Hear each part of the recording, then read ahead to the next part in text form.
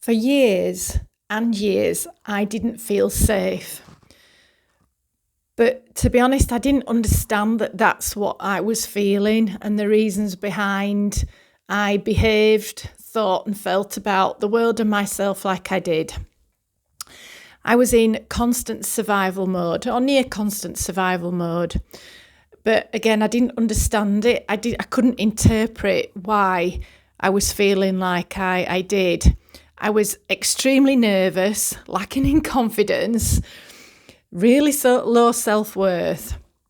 When I left school, I went to work for a local authority and I was absolutely petrified. It was in a big building with lots of people.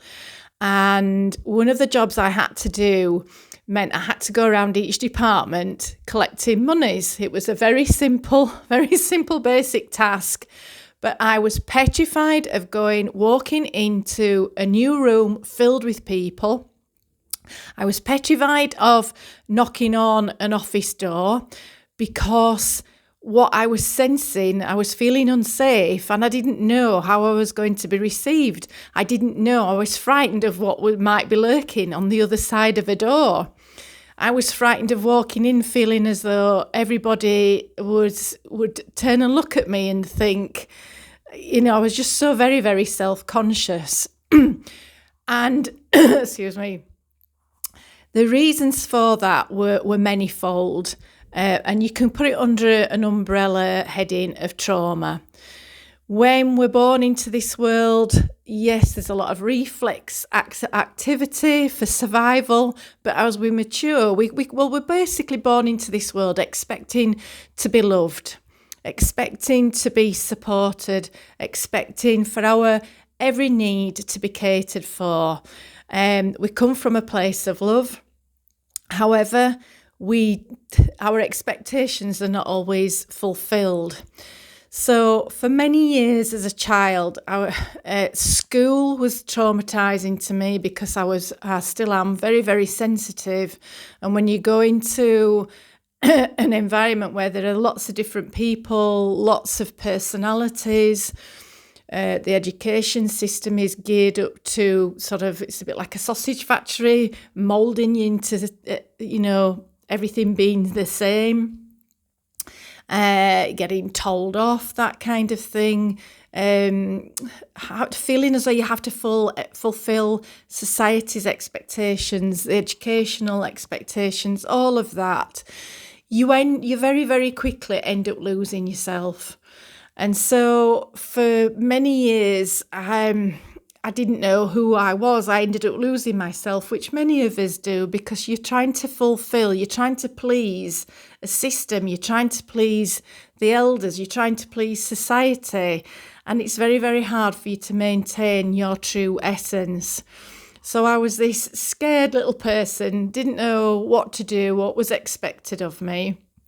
And that continued throughout a lot of my adult life. And when I found my way into a profession as a physiotherapist, that became a huge relief to me because it taught me a way of being. It taught me how to behave. It taught me how to think. It taught me a way of gaining confidence. But it became my badge. It became my uniform. And for many years, that carried me through life.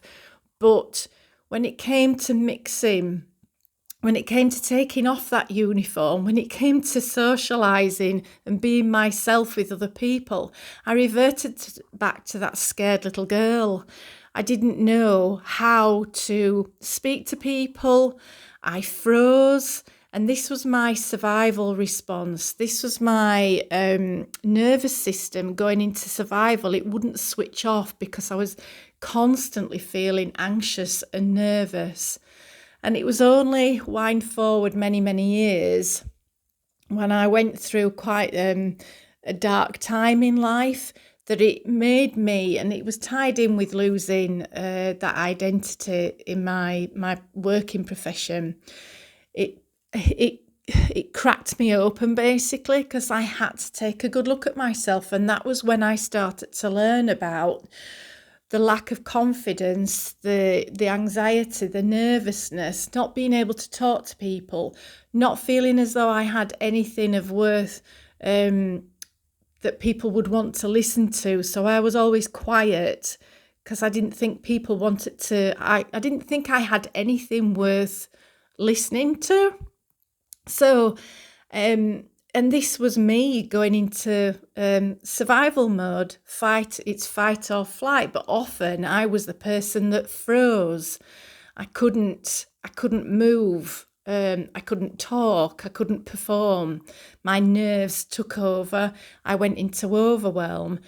But for years, I had no idea as to what was actually happening with me until I started to look into things for myself, started to go within. Some people call it a spiritual awakening. Some people call it therapy, where you actually learn about what's going on in your body. But all of that information now, no, I'm not perfect, but I'm a lot better. I feel a lot better about myself, and I feel more able to interact with people. I can still revert to survival mode, but I know how to better regulate my nervous system. I know how to better bring myself back into more of a relaxed mode. I know how to switch off the system that keeps me in survival and bring me back to a place of center. And that's where I know a lot of women are themselves. They've no idea, like me, that that's what's going on with them, that fear rules over love, that conditioning rules over being able to follow your heart or to even know what's in your heart. And all of those wounds keep you from being your true self. So that's what part of the inner work is all about. Going within, learning about yourself, getting to know yourself, what triggers you into more of a fearful mode rather than feeling at home within yourself, loving yourself. All of these ways, these things that you might hear people talk about when they talk about doing the inner work, working on yourself, self-healing, all of that. Some of it is very, very, it's the basics in life. It's about going back to basics, but understanding yourself. And that's what I had to learn about.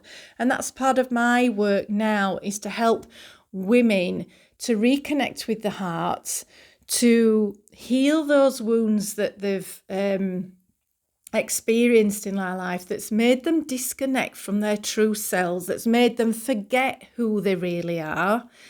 Reconnecting you with your inner child, healing a lot of past wounds, not just in this lifetime, but in previous lifetimes. And yes, that's not for everybody, but for some of you, this will be really resonating.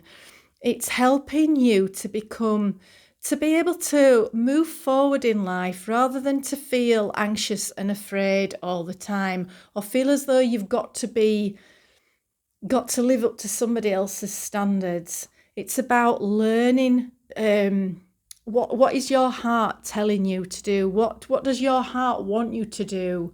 Being able to move forward, not being stuck in your head, not being too self-conscious, not worrying about what other people might think of you. Because, it's absolutely exhausting. All of this analysis that goes on in your head, overthinking, worrying about things. Let's just get back to being us. Let's just get back to feeling at ease, inner peace and calm. All of this is what you're actually searching for. You're searching for your true self. And this is part of my journey now, to be able to help you in ways that which I would have wanted help back many years ago, and did receive help in many ways. But a lot of the times I had to learn about it myself. And part of my work now is to help clear that energy, to transform it and transmute it, for you to release it, so that you can, rather than whenever you're out in social situations or out in nature, you can come back to enjoying life, to just feeling free, to be more energized, to light you up. All of this. This is what you deserve. We're meant to thrive and not just survive.